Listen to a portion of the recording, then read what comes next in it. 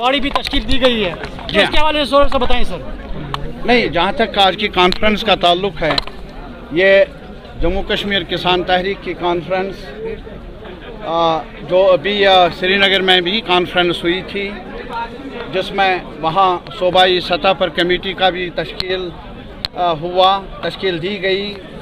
सूबाई सतह पर बॉडी को ज़हूर अहमद उसके सेक्रेटरी बनाए गए और बड़गाम से गुलाम मोहम्मद शाह साहब प्रेसिडेंट बन गए और हमारे अफजल साहब वहाँ नायब सदर कश्मीर सतह पर इन्होंने ज़िम्मेदारी ले ली, इनको ज़िम्मेदारी दी गई। लेकिन आज कुलगाम की सतह पर कुलगाम ज़िला के एक कॉन्फ्रेंस हुई और जिसमें कई करारदादें पास हुई। अभी सेब के बारे में आपको मालूम ही है, क्या घर घर की कहानी है, हर जगह बदहाली है, हर जगह मायूसी है। जितना खर्च आया है सेब पर, शायद आप हमारे साथ इत्तेफाक कर लेंगे, वो खर्चा भी पूरा नहीं हुआ, फ़ायदे की बात ही नहीं।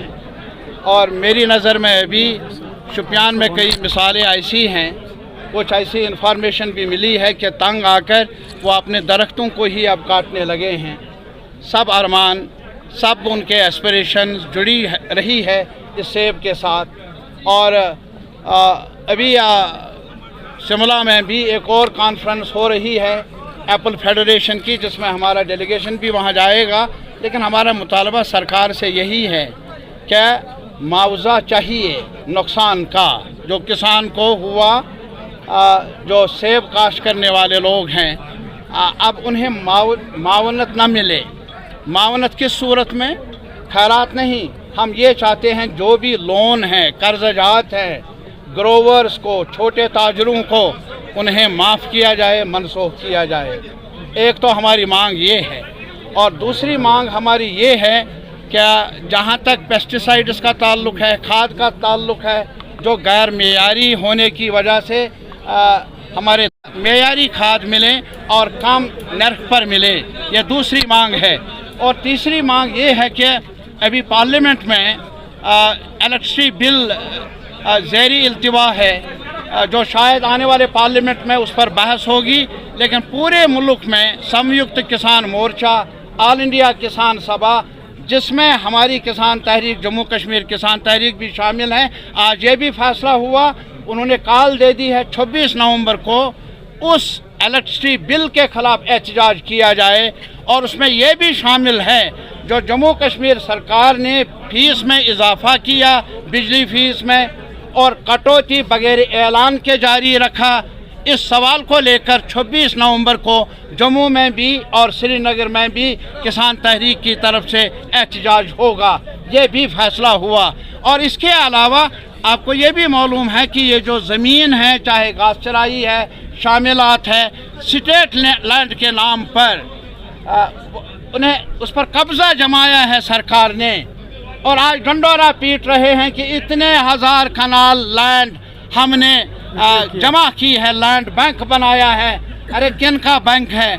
वो घास चराई की लैंड हमारी है, वो ज़मीन शामिलात हमारा है, हमारे किसानों का है। आपने जबरन लिया और आपकी हो गई, और फिर कल आप इसको फरोख्त कर लेंगे और डंडोरा पीटेंगे। हमने इन्वेस्टर्स को बुलाया है, उनको ज़मीन दे देंगे।